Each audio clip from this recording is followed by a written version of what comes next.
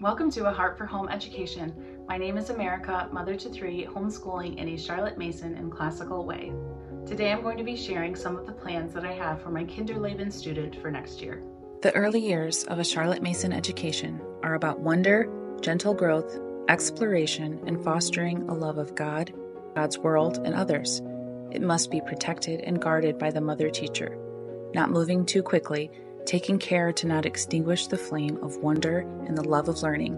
Year Zero, or a Charlotte Mason kindergarten, is not the start of formal lessons in a Charlotte Mason education. It is simply doing what is developmentally appropriate for a child before the age of 6, doing the things that feed and nourish their minds and bodies and souls. It is the building of good habits, free and imaginative play, time out in nature, partnering with them in curiosity and wonder at the world, and reading books that help instill these values as well as virtuous character. These are sacred, quiet, growing years. These are not years for flashcards, mountains of workbooks, drills, and hours of indoor desk work. These years are not to be rushed. I've waited until the age of 6 to start any type of schooling with my first 2 children, but my youngest is eager to begin his schoolwork like his big siblings, though he is only almost 5. So I've made a gentle plan to include him in our day and help him learn through play about his letters and numbers. Because he is only 5, it will still be up to him if he is wanting to participate in the lessons that day. Once he is 6, he will no longer have the option to not participate. But so long as the flame of curiosity about letters and numbers is aglow, then I will be faithful to fan the flame. Here's how I plan to do that.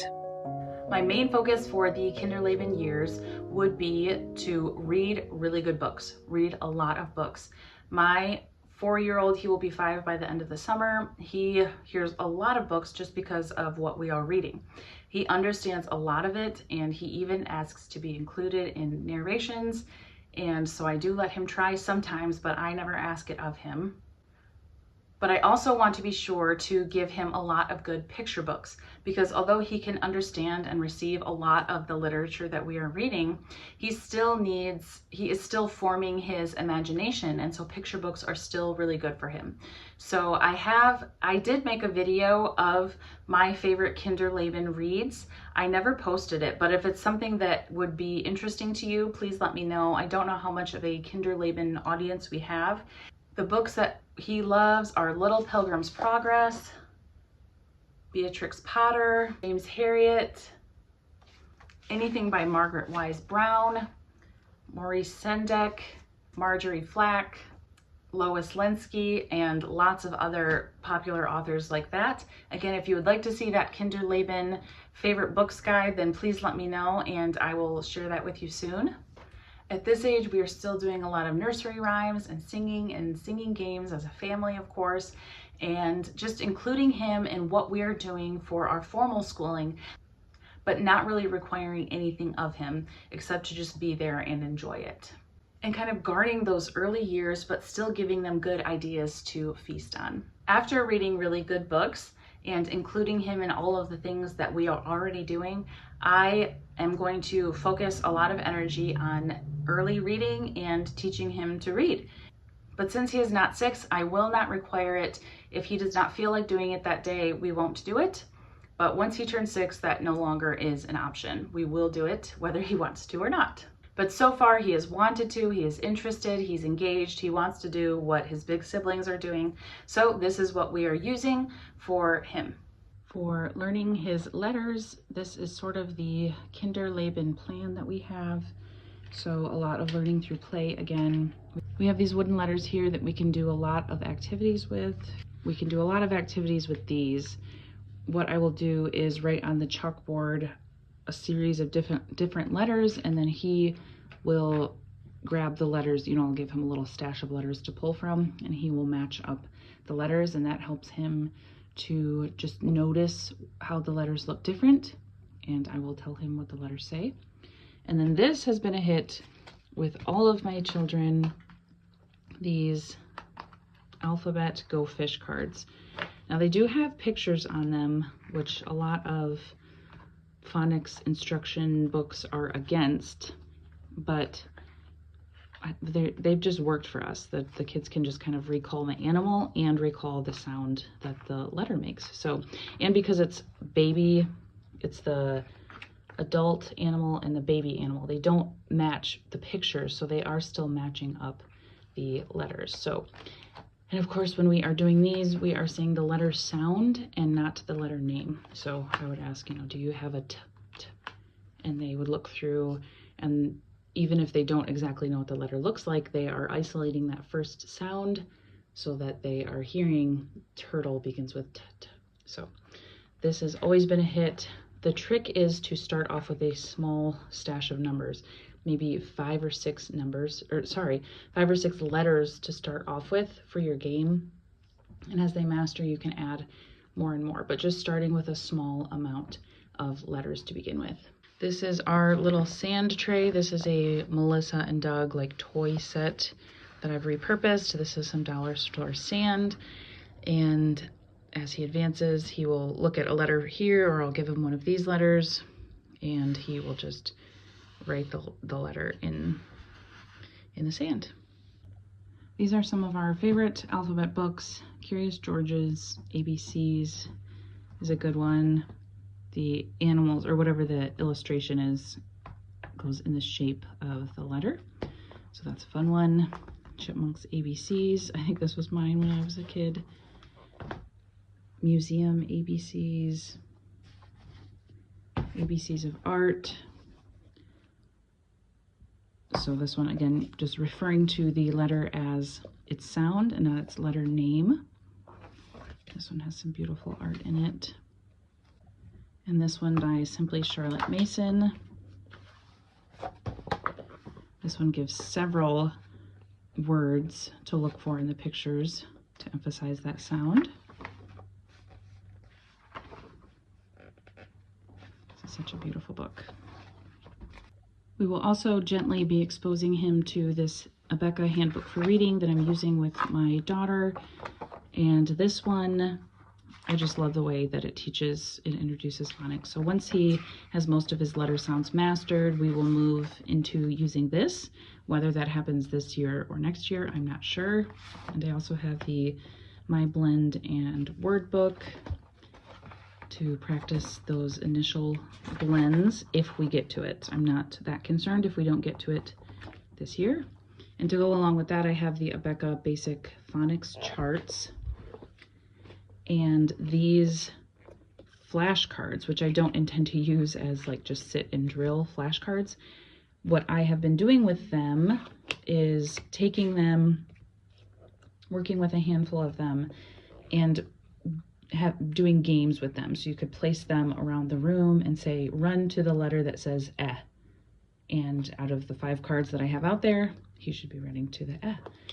And then I've also put them on the stairs. I've put various letters on the stairs, and he will have to jump to the next stair and say what the sound is. And he really enjoyed that. And these have pictures as well, but the pictures I have found really help with recall, especially as my daughter is learning the 2 different sounds, short sounds, long sounds. She can picture the short sound for I, and then for the long sound for I, they have an ice cream cone, and she remembers that one. I'm trying to find it. Okay. And then for the long sound for I is I, of course. And so she can picture, I can see her look in her mind and try to figure out which sound it's going to be and reference the pictures. So the pictures I think can help, and they can also hurt.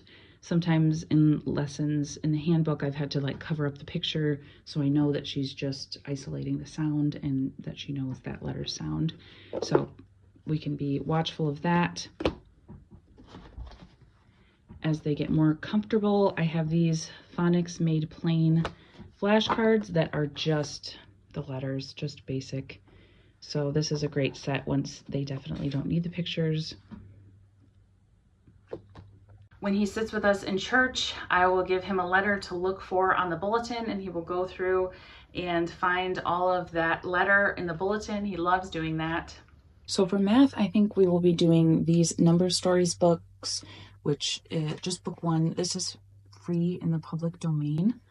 So I printed this off. I'm not sure how to bind it yet, but these are just stories that go over like gentle concepts of counting, addition, and things like that. And we will use these Matthew C blocks along with that. And then we have I Spy numbers to start recognizing what the numbers look like. 10 black dots. My first numbers. This has different tabs for the various numbers, and then you can count. You can count along with them, and they can see the numbers in print. 1 is 1. This goes all the way up to 20, which is pretty rare for a number book if you've seen one. And this has beautiful illustrations. It's Tasha Tudor, so it's beautiful illustrations, and you can count along with them. This is another one, 20 big trucks. This one goes up to 20 as well, and he really enjoys this story. The only thing is I wish that it had the numbers a little bit bigger for the child to see on each page, but he really enjoys this one. And we have this abacus for counting as well. Another thing we will be using for arithmetic concepts and getting familiar with numbers is these dominoes that I believe my sister gifted the kids. So just being able to count these little dots and match them up with another, playing games, just all making it all fun and games for now, and low pressure, low stress, and just some light exposure. Math Mammoth is a curriculum I've talked about before, and we love that curriculum, but it does not start with kindergarten. But she does recommend this book for kindergarten if you want something with a little bit more structure. He may be attracted to this workbook just because his big siblings do workbooks. So this is just a very simple workbook if we want to use it, or if I want a little more guidance on what concept to look at next. But this is not something that I am going to require. To develop some fine motor skills, he loves using the chalkboard and chalk and brush drawing with us and using the sand tray. So those are all things that can help develop those little muscles in his hands before he starts writing formally. So that is the plan for our Kinderleben student for next year. Just gentle and easy. I may do these things with him maybe 3 times a week for maybe 10 to 15 minutes, but it is not a structured full-on kindergarten curriculum, but more of a gentle startup to get him ready for formal lessons next year. I hope you enjoyed this video. Thank you for tuning in. Let me know what you are doing with your Kinderleben or kindergarten student for next year, and I will see you in the next one.